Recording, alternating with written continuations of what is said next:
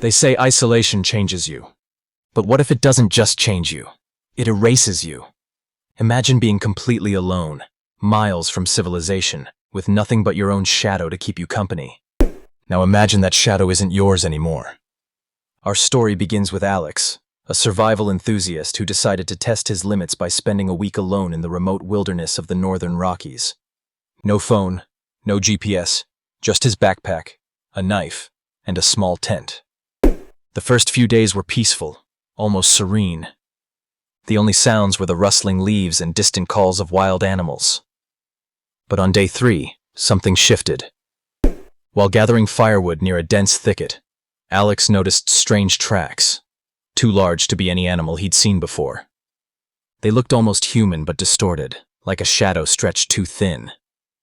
He shrugged it off as a trick of the light and continued. That night, as he lay in his tent, the wind carried whispers, soft, unintelligible murmurs that seemed to seep through the fabric. He told himself it was just the forest playing tricks. But when he checked outside, the firewood pile was scattered, and the tracks surrounded his tent in a perfect circle. The next day, Alex's compass spun wildly, refusing to point north. His map was soaked, the ink smeared beyond recognition. Disoriented, he tried to hike back, but the forest seemed to twist and turn unnaturally. Every familiar landmark vanished.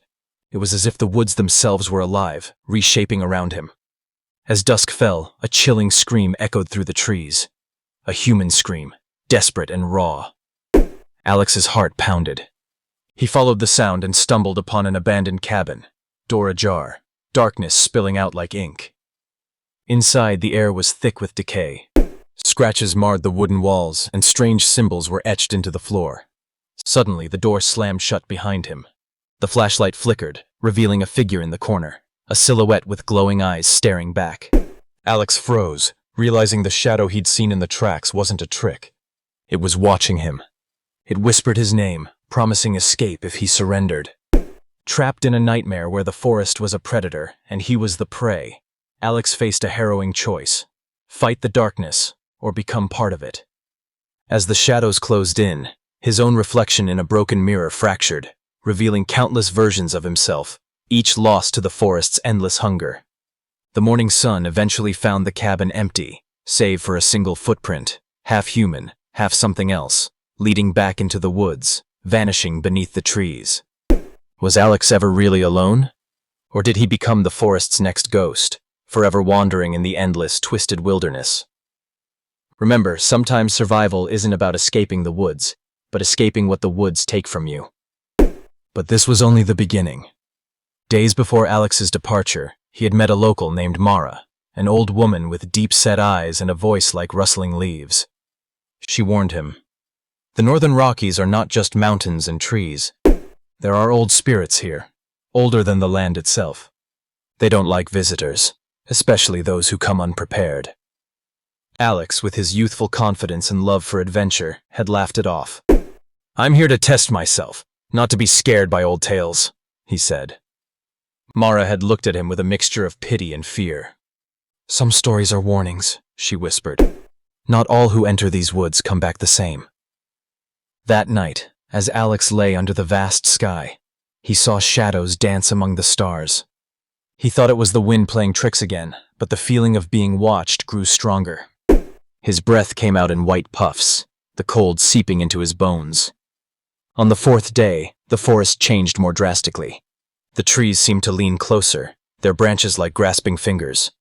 The path was no longer clear. It twisted in impossible ways, looping back to where he'd started.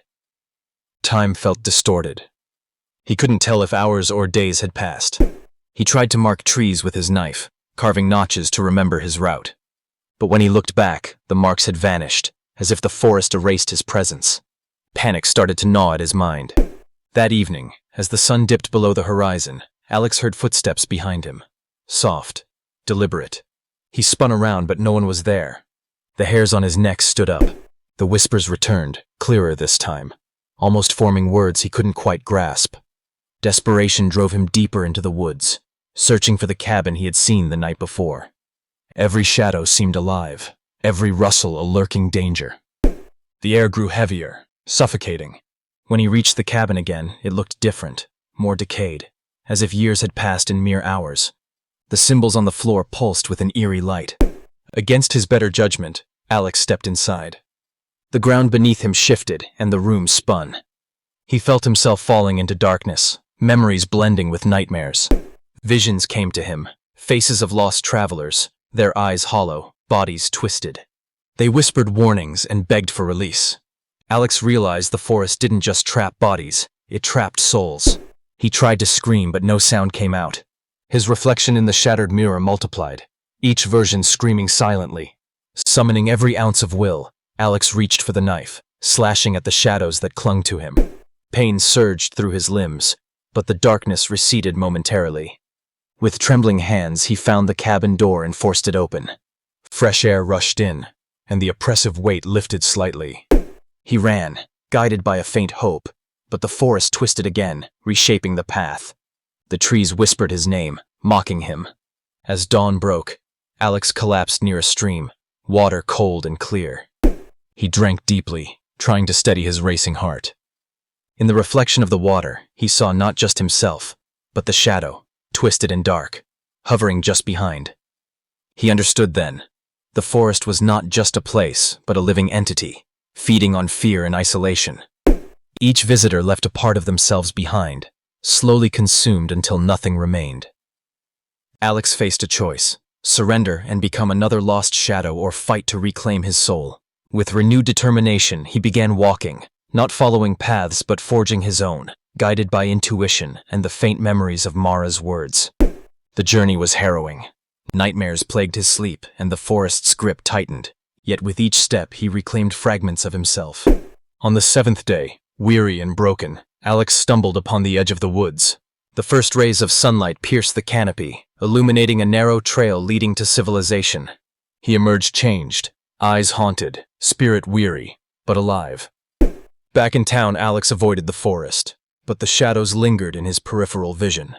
Sometimes, in the quiet moments, he heard whispers, calling him back. He knew the forest had taken something from him, something that might one day pull him back into its depths. Isolation doesn't just change you. Sometimes it consumes you. And in the Northern Rockies, the forest never forgets. Remember, the next time you hear tales of haunted woods and lost travelers, heed the warnings. Because out there, in the endless wilderness, shadows wait, patient and hungry, ready to erase those who wander too far from the light.